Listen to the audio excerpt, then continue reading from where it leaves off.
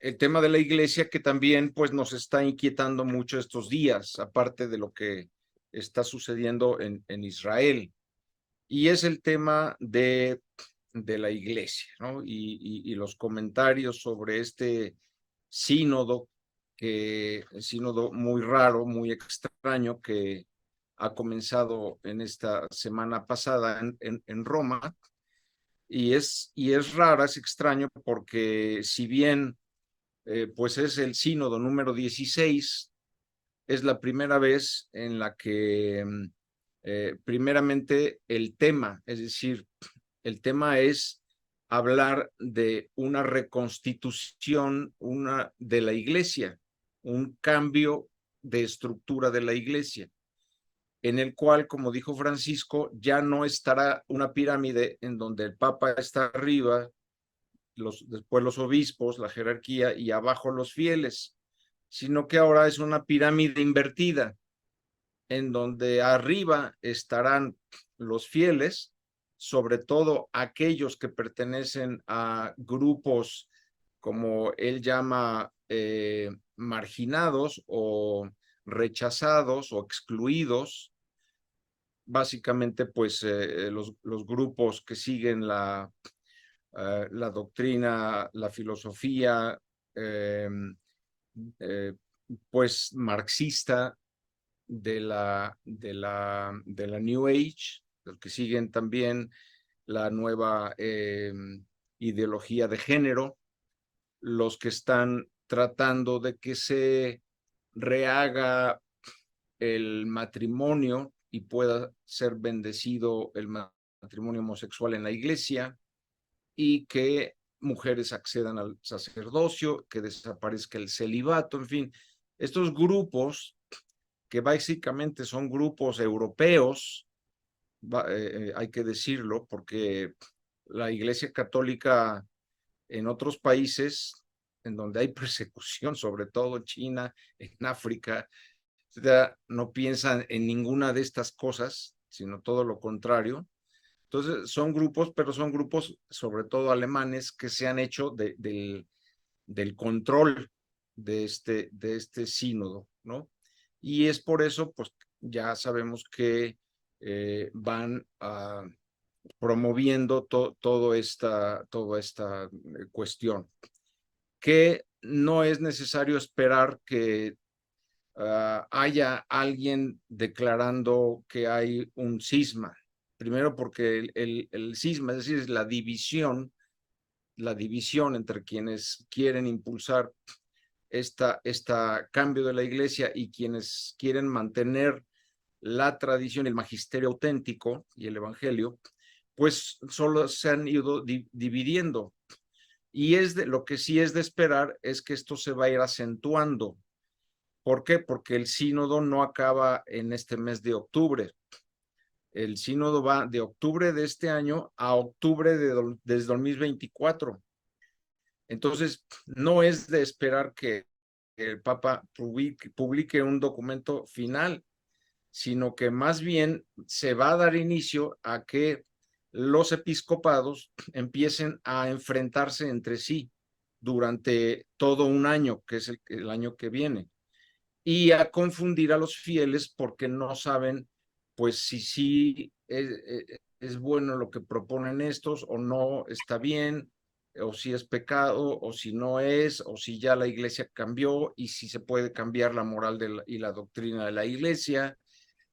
En fin, una gran discusión que lo que va a provocar es que el resto fiel se vaya solidificando, es decir, a ese grupo, que igual que hubo un resto fiel en el Antiguo Testamento, ¿sí? Durante los 40 años que el pueblo de Dios caminó a la salida de Egipto hasta llegar a la tierra prometida, nos dice en las Escrituras que solamente llegó a la tierra prometida el resto fiel, es decir, aquellos que se mantuvieron durante 40 años fieles a Dios. Los otros pues se aliaron con los cananitas, con los tal y cual, para no tener broncas con ellos, abandonaron la fe mosaica. Entonces, solamente llega un resto fiel, ¿sí?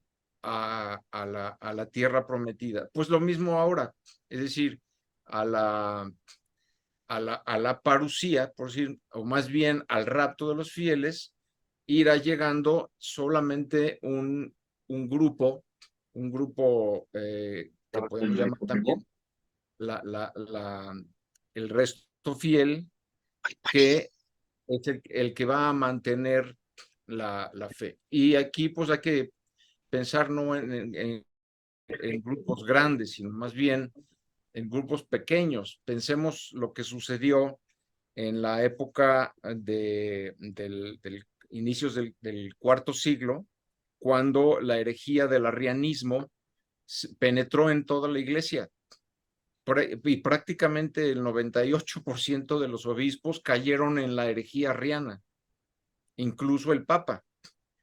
Y solamente un obispo, que el patriarca de Alejandría, solamente uno, que fue San Atanasio, fue el que se opuso al arrianismo y, claro, pues sufrió azotes, destierros, persecución, pero gracias a ese uno se mantuvo la fe, que después ya se consolidó en el concilio de Nicea, en el 325, ya con una discusión teológica más formal.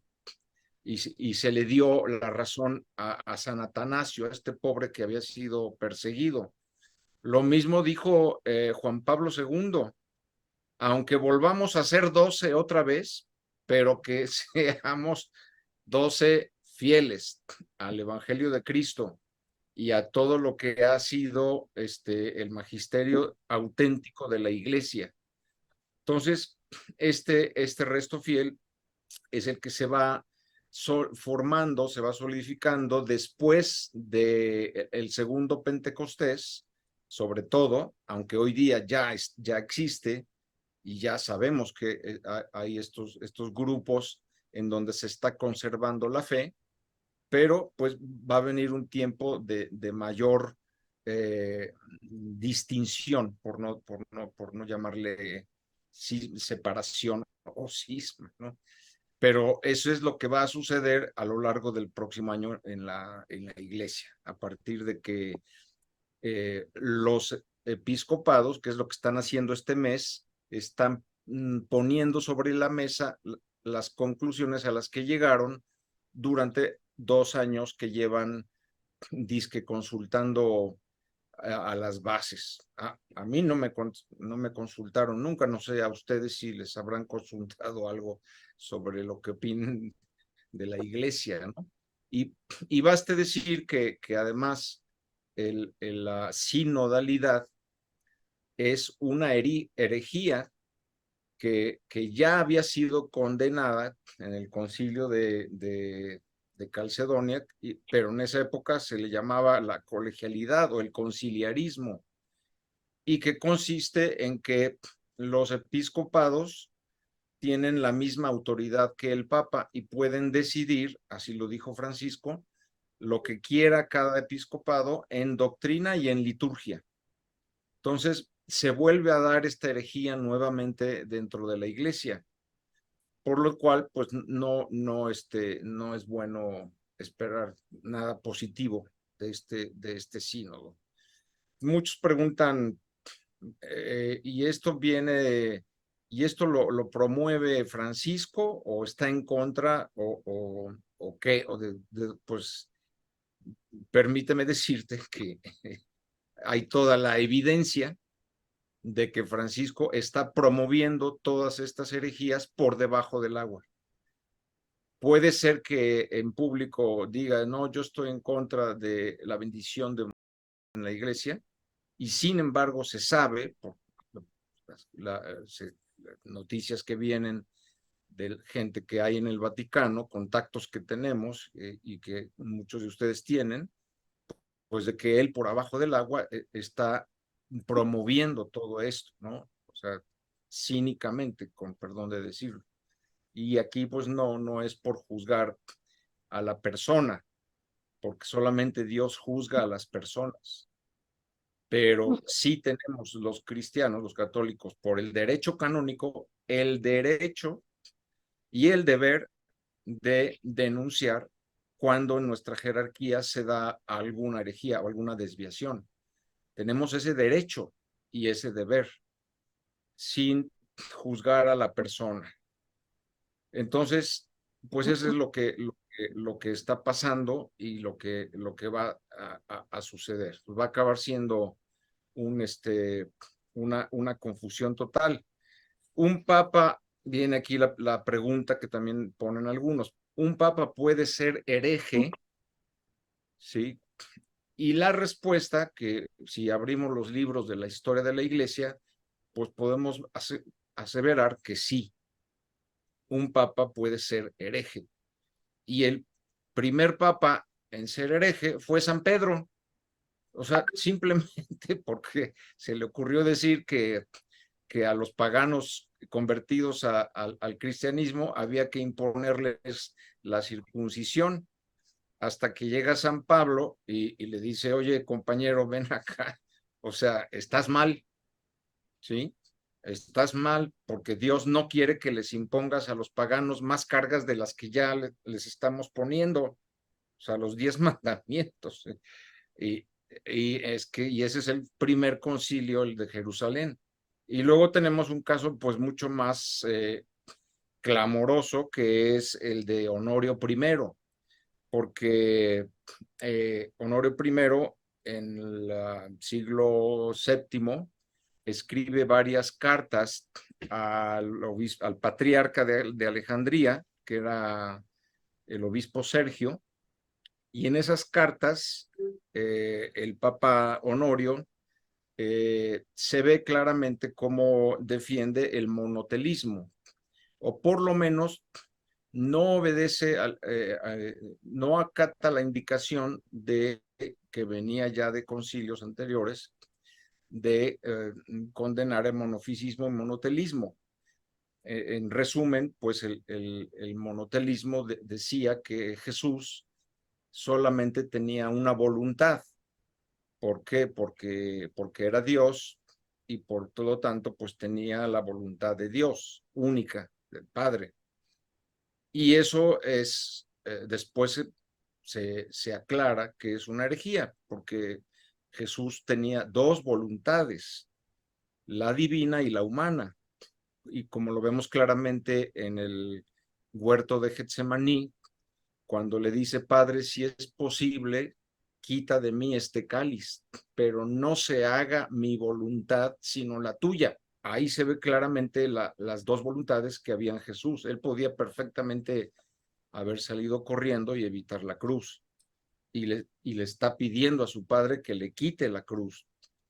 Entonces, el Papa Honorio cae de alguna manera en esta herejía. Y hay una cosa muy importante, que el concilio que lo condena como hereje, que es el concilio tercero de Constantinopla, lo condena como hereje 40 años después. Ya había muerto Honorio I, y el concilio de Constantinopla lo quiso declarar como hereje para que quedara en las actas.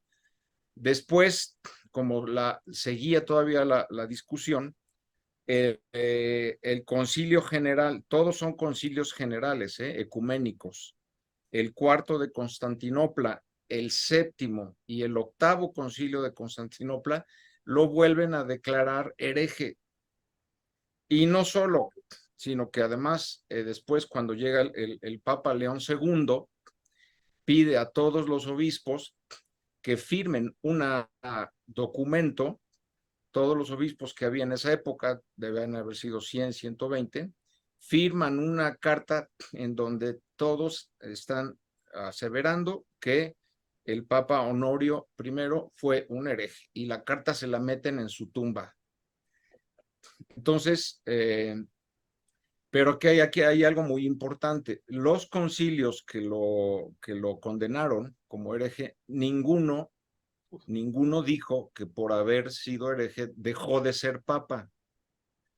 Y esto es muy importante porque va en contra de la opinión de, por ejemplo, San Roberto Belarmino y otros teólogos que lo siguieron, que eran de la idea de que cuando un papa cae en herejía, automáticamente deja de ser papa. Pues no sucedió así, y nunca ha sucedido.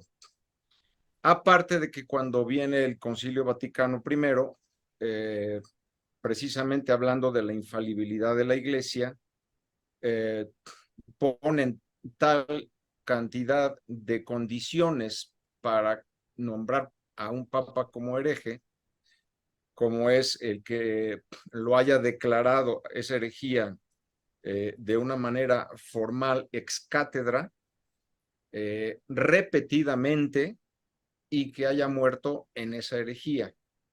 Entonces, bueno, si le aplicamos todas estas características, pues tampoco Honorio primero, pues podemos decir que fue hereje, ¿no? O sea, si la ley se ejerciera retroactivamente, pues sí, así con esas, pues no ha habido ningún papa hereje, pero quitándolas, bueno, pues sí lo hubo, ¿no? Y y luego, en cuanto al hecho de antipapa, que es el otro tema que muchos están viendo y que efectivamente lo tenemos ahorita en la cabeza de la iglesia. ¿Por qué? Pues porque ahí es cuestión de ver simplemente el discurso de renuncia de Benedicto XVI del 11 de febrero, ¿sí? Del 2013, en donde él dice claramente: renuncio al ministerio de obispo de Roma, pero en ningún momento dice renuncio al munus, al cargo. Y el problema es que como esto lo escribió en latín, al traducirlo a los otros idiomas, no existe traducción de munus. Entonces, en todos los idiomas, incluso en español, se tradujo como ministerio. Sin embargo, el canon 332 del Código de Derecho Canónico dice que para que un papa renuncie válidamente, tiene que renunciar no solo al ministerio, es decir, al actuar como papa, sino al cargo y a los honores, y al lugar. Y Benedicto no renunció ni al cargo ni a los honores, porque siguió llamándose su santidad Papa Benedicto XVI, vestido de blanco, viviendo en el mismo lugar, en el Vaticano, etcétera. O sea, no se cumple nada de lo que habían establecido sus antecesores, que sí renunciaron válidamente, como fue Gregorio XII y Celestino V. Entonces, tenemos ahí que hay una situación en donde sigue habiendo un papa y nombran a otro, lo cual pues no puede ser. Y adicionalmente, estos ya son sutilezas de la renuncia, pero él anuncia que renunciará el día 28 de febrero a las horas 20 de Roma, ¿sí? O sea, que es muy raro, porque tú cuando dices, yo presento mi renuncia, vas con tu jefe y le dices, aquí está mi renuncia, se efectúa inmediatamente. Él no, él anuncia que va a renunciar el día 28 a las horas 20 de Roma. Y esto es muy importante. ¿Por qué? Porque al estar diciendo que es hora 20 de Roma, está diciendo que se está rigiendo por el antiguo calendario, horario que se usaba en los territorios pontificios y en Roma y en Castel Gandolfo, en donde las horas no comienzan a contarse a partir de las 12 de la noche, sino a partir del ocaso del sol. Entonces, si nosotros vemos el día 28, ese día en que él vuela en el helicóptero, se va a Castel Gandolfo, etcétera, las 20 horas de Roma no eran las 8 de la tarde de ese día, sino que en el calendario romano y pontificio era las 1:30 del 1 de marzo del día siguiente. Repito, porque comienzan a contarse las horas a partir de la puesta del sol.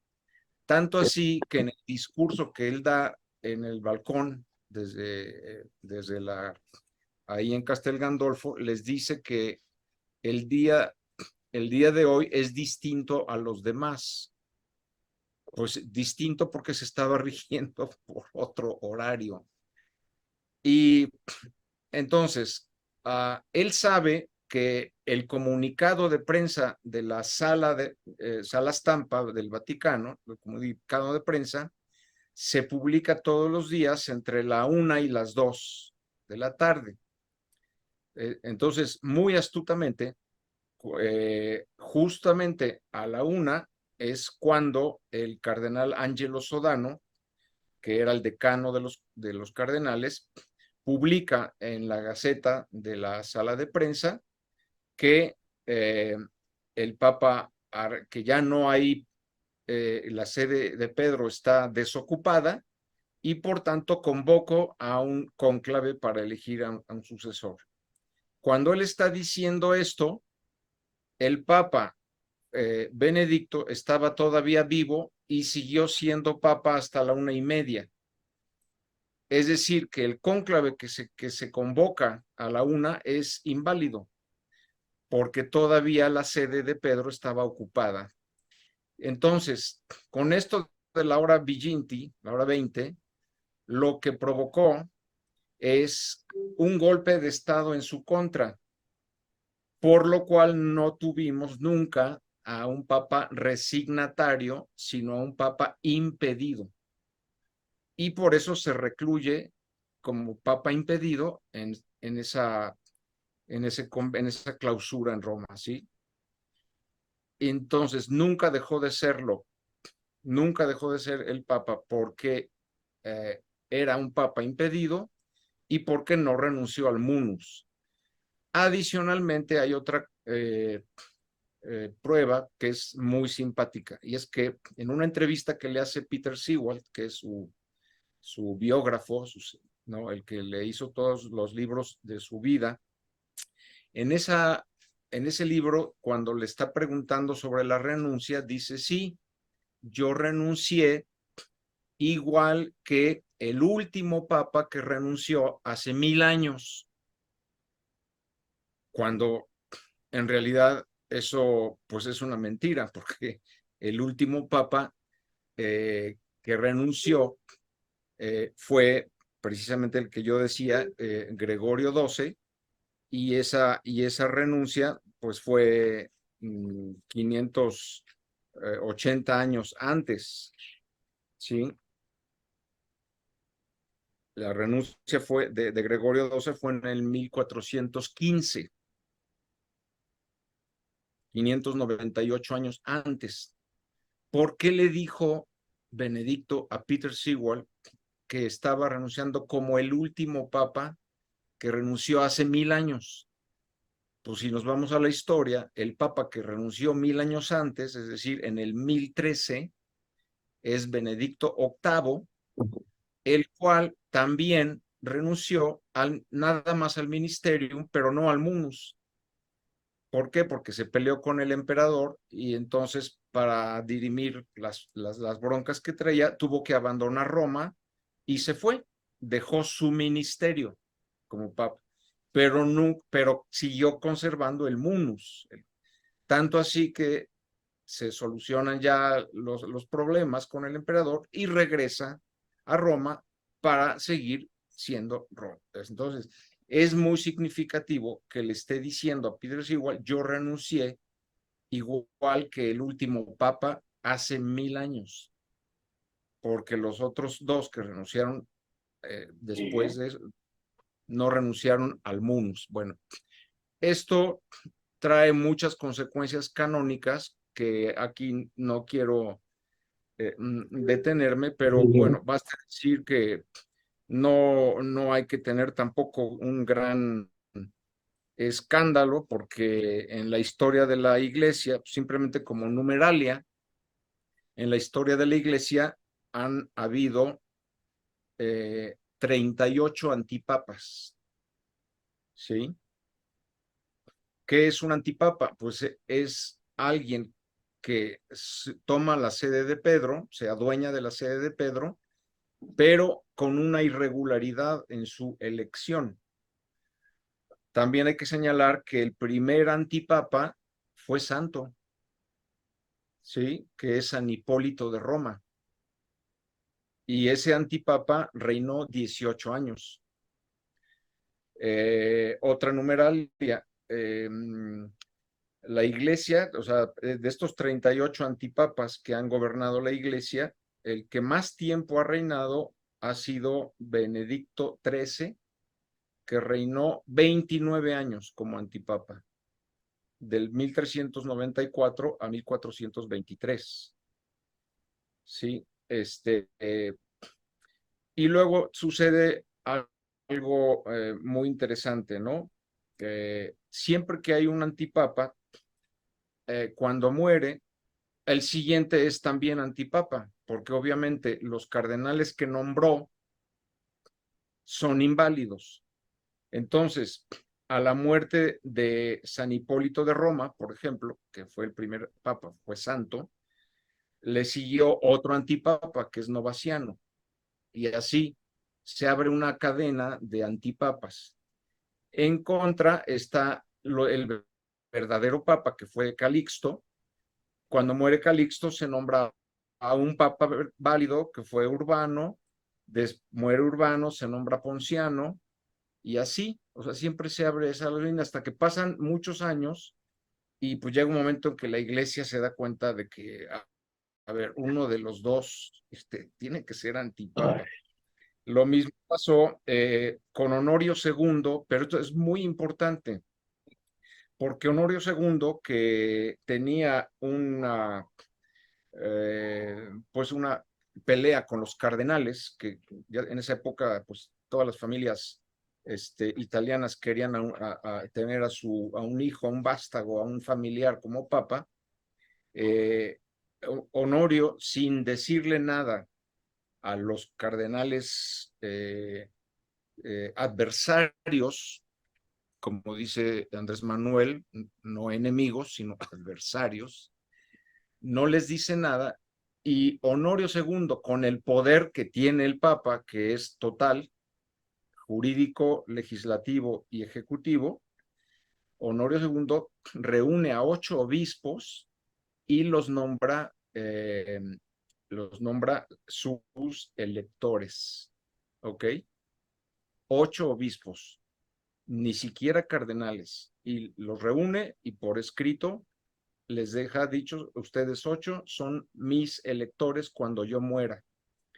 Entonces, cuando muere Honorio II, pues se produce una doble elección, la de los cardenales mayoría, sí, que eligen a Anacleto II, y estos 8 que eh, eligen a Inocencio II. Entonces, y pasa lo mismo, cuando muere Anacleto II, cardenales inválidos vuelven a nombrar a otro papa inválido, que es Víctor IV, y a Honorio II lo sucede Inocencio II, y así hasta que se aclara esta situación. Conocemos el cisma de Occidente, en donde llegó a haber incluso 3 papas, ¿no? Y uno en Aviñón y otro en Roma, y el de Aviñón excomulgaba al de Roma y a todos sus cardenales, y el de Roma excomulgaba a todos los de Aviñón y a todos sus cardenales. Es decir, no nos debe asustar el que tengamos un antipapa y una serie de cardenales nombrados inválidamente, porque en definitiva quien lleva las riendas de la Iglesia es el Espíritu Santo y siempre ha sabido hacer lo mejor que debe hacer y sacar lo mejor y llevar la Iglesia, y Cristo nunca la abandona. Y como veamos que está hoy día digamos, pues de podrida, porque está llena de masones, y este tema sería largo describirlo, la manifestación pública de Cristo, que ese retorno glorioso y soberano viene a rescatarnos y a renovar toda la creación.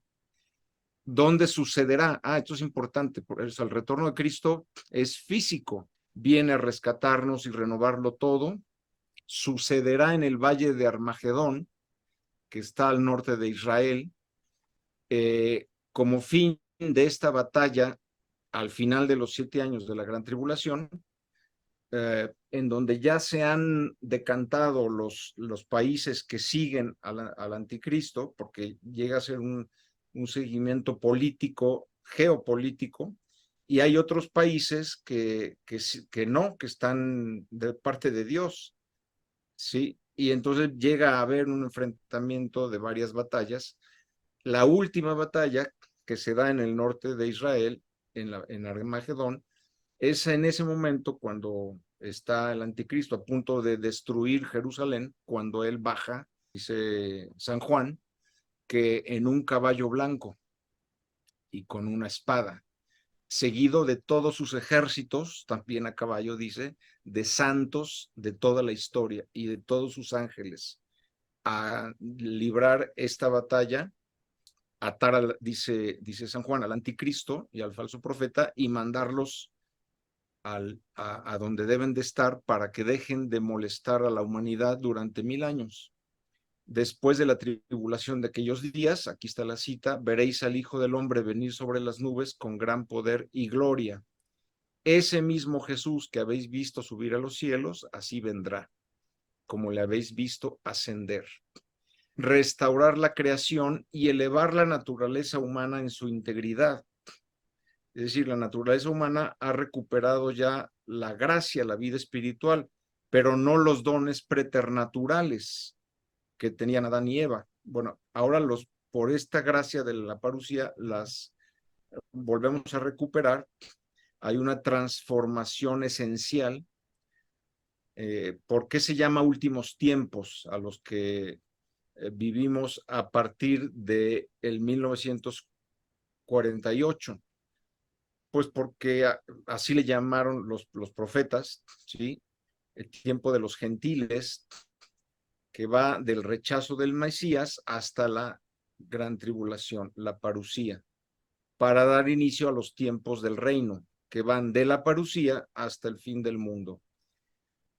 Aquí vemos las profecías que ya se cumplieron en el año 70, donde comienza el tiempo de los gentiles, en el año 48, donde se cumplen también casi 60 profecías, entre ellas la de Ezequiel: tomaré a los hijos de Israel de entre las naciones a donde se fueron, la diáspora, y los reuniré nuevamente y los traeré a su tierra. Y lo que sigue es esta guerra de Gog y Magog, en donde Dios rompe su silencio respecto a Israel. Repito, porque el ataque de Rusia y de todos estos países no se llega a dar debido a un gran terremoto que habrá en ese momento, a una lluvia de azufre, dice Ezequiel, y a que los atacantes se empiezan a confundir y a matar entre ellos mismos. Entonces, a partir de aquí, la humanidad vuelve a reconocer que Israel es el pueblo de Dios. Por eso digo que ahí se rompe el silencio nuevamente respecto a su pueblo. Endurecimiento que sobrevino a Israel hasta que entre la totalidad de los gentiles. Es decir, el día en que el último llamado a bautizarse se haya bautizado y termine ya de entrar la totalidad de los gentiles a la iglesia, ese día la iglesia es raptada. Aquí está una cronología donde se puede ver gráficamente la guerra de Ezequiel, termina la guerra de Ezequiel y comienzan esos 7 años de gran tribulación, divididos para que no haya duda. San Juan dice 1260 días y 1260 días, 3 años y medio y 3 años y medio. El rapto sucede a la mitad, justamente. ¿Por qué sucede esta desolación y por qué el anticristo comienza la persecución ya abiertamente, mientras que antes era un líder de paz? Pues porque se cansa de los 2 testigos que están en Jerusalén, que son la piedrita del zapato del anticristo, y les da muerte. Pero a los 3 días y medio resucitan ante el asombro de todo el mundo, y pues esto pone en evidencia que este es realmente un falso Mesías. Y se enoja y comienza la persecución ya abierta contra las naciones, terminando en la guerra de Armagedón y en la parucía y el juicio a las naciones. Tenemos de entender que después del juicio a las naciones y de restaurar la creación y la Eucaristía, instaurado su reino, Jesús vuelve a subir a los cielos y gobierna durante esos 1000 años desde la Eucaristía y a través de sus santos. Aquí en estas 4 columnas, que no es fácil de ver porque quedaron muy pequeñas las letras, en la primera columna están los sellos, es la descripción de San Juan, que son los 7, siempre es un septenario, son 7 sellos, y después al final, después de la mitad de la gran tribulación, vienen las 7 trompetas y las 7 copas. Los 7 sellos que dan, que es la primera parte de la gran tribulación, los 4 primeros son los así llamados los 4 jinetes del Apocalipsis. El primero de ellos es el anticristo, que es el jinete blanco. Qué curioso que lo pinte San Juan, que igual que dice que vendrá Jesús montando en un caballo blanco, con lo cual quiere decir que el anticristo es alguien que emulará, imitará a Jesús, se hará pasar por el Mesías. El segundo sello es la guerra, el tercero es el hambre, el tercer jinete, el cuarto pues es también todo lo que deriva de la guerra, las enfermedades. El quinto es la persecución a los cristianos. El sexto son calamidades cósmicas. Y el séptimo es un silencio de media hora que se hace en el cielo. Es importante decir que los sellos no se dan cronológicamente como los pone San Juan en el Apocalipsis, sino que son situaciones que se dan todas al mismo tiempo durante esos 3,5 años iniciales de la gran tribulación. No son cronológicos. En el caso del primero sí, porque es la aparición pública del anticristo. Y en el caso del séptimo también. ¿Por qué? Porque coincide con la fiesta del Rosh Hashanah judío, que es el rapto de los fieles. Los siguientes, pues las trompetas y las copas, pues las puedes ver. Es como estar leyendo las plagas de Egipto, son muy parecidas.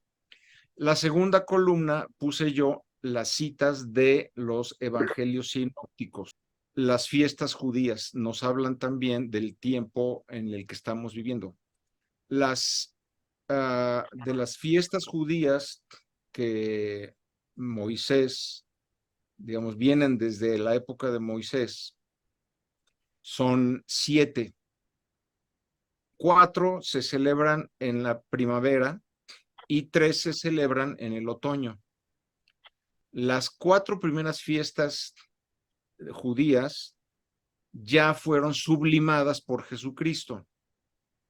Es decir, ya adquirieron un sentido pleno espiritual, cristiano.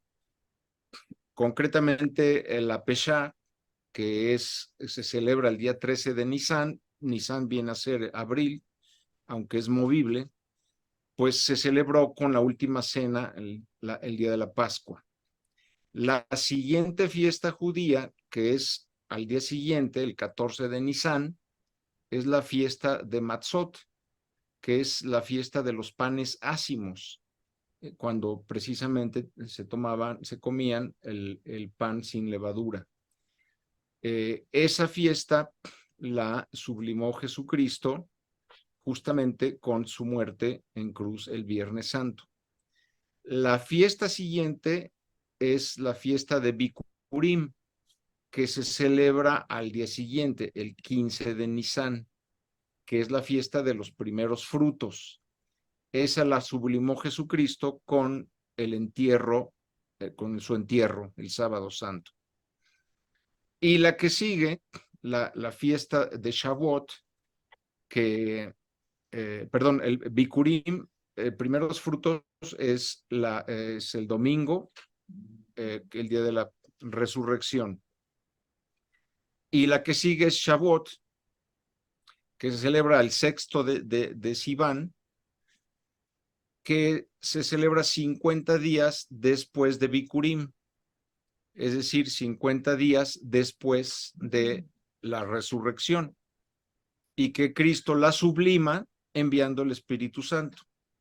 Es el día de Pentecostés. Por eso están reunidos los discípulos con María en el cenáculo, y muchos grupos de judíos estaban reunidos en sus casas celebrando Shavuot, que es la fiesta de la cosecha, y es también la celebración de cuando Dios le entregó a Moisés los 10 mandamientos.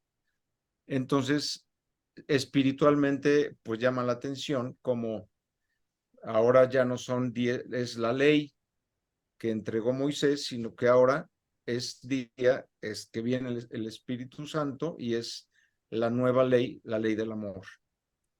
Bueno, pues faltan todavía 3 fiestas que Jesús todavía no ha sublimado, que es la fiesta de Rosh Hashanah, que se celebra en el mes de Tishri, y Rosh Hashanah es la fiesta de las trompetas. Justamente lo que dice San Juan, sonará la trompeta, y es justamente la séptima trompeta, el séptimo sello de las 7 sellos del Apocalipsis. Y coincide cómo lo va a sublimar Jesús, Rosh Hashanah, llevándose a su iglesia. En esa fiesta judía es cuando sucederá el rapto de los fieles, ¿ok? En la fiesta de Rosh Hashanah. Después empieza la expiación, ahora sí agárrense, los 3 años y medio del gran día de Yahvé, grande y temible, el Yom Kippur, que es la purificación, son los 3 años y medio de expiación de aquellos que se quedaron y de aquellos que siguen al anticristo y no quieren convertirse a Dios. Y los tabernáculos, Sukkot, que es la última fiesta, que es la parusía, justamente en donde los judíos celebran todo el recorrido y las tiendas en los que habitaron, durmieron durante los 40 años en el desierto. Pues ahora Jesús nos va a traer el cielo a la tierra, habrá cielos nuevos y tierra nueva a partir de la parusía. Aquí está la cita del rapto de los fieles, que este misterio lo dio a conocer San Pablo en Tesalonicenses y en la primera de los Corintios, cuando la iglesia es raptada, cuando se cierra el tiempo de la iglesia, la mujer, la prostituta, la gran ramera, que está aliada con los reyes de la tierra. No vas a ir para allá. Sí, Cabe. que se embriaga con la sangre de los mártires de Cristo y que tiene 7 cabezas y 10 cuernos, o sea, 10 países. Entonces, estas dos mujeres, la mujer vestida de sol y la gran prostituta, las dos son la iglesia. Las dos representan a la iglesia. Solo que una, la que tiene que huir al desierto para no ser devorada por el dragón y dar luz y amamantar a su hijo durante 3 años y medio, pues nos habla de los 3 años y medio de la persecución cristiana, donde la iglesia vuelve a catacumbas. Y la otra mujer, la gran ramera, la prostituta, es la iglesia apóstata que ya abandonó la fe y se alía con los reyes de la tierra. Entonces, bueno, con esto termino y pues simplemente, en mi opinión, yo puedo estar equivocado, desde luego, pero, y he preguntado a varios sacerdotes, no me quieren responder, pero eh, siempre que hablábamos de estos temas, decían que el cisma ya está, o sea, la división, los que piensan que se puede cambiar la moral y que los pecadores pueden comulgar, etcétera, etcétera, etcétera, y los que no, o sea, los que se mantienen fieles al magisterio auténtico. Y sobre todo un sacerdote, gran teólogo, decía, pero tiene que venir un momento solemne en el que ya se diga, ahora sí ya comenzó formalmente el cisma.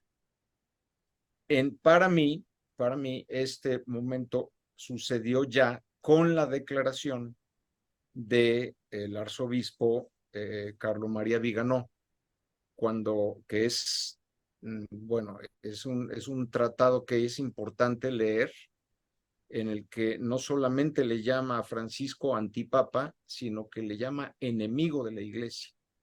Y da ahí todas las razones por las cuales se atreve a llamarle de esta manera. Es el primer jerarca de la iglesia de ese nivel que se atreve a llamarle antipapa y enemigo de la iglesia. ¿Y por qué? Pues por todo lo que está metiendo en el sínodo de la sinodalidad. Él lo explica claramente. Dices que todo esto va a pulverizar la iglesia, la va a dividir, la va a destruir, y parece que eso es lo que él quiere.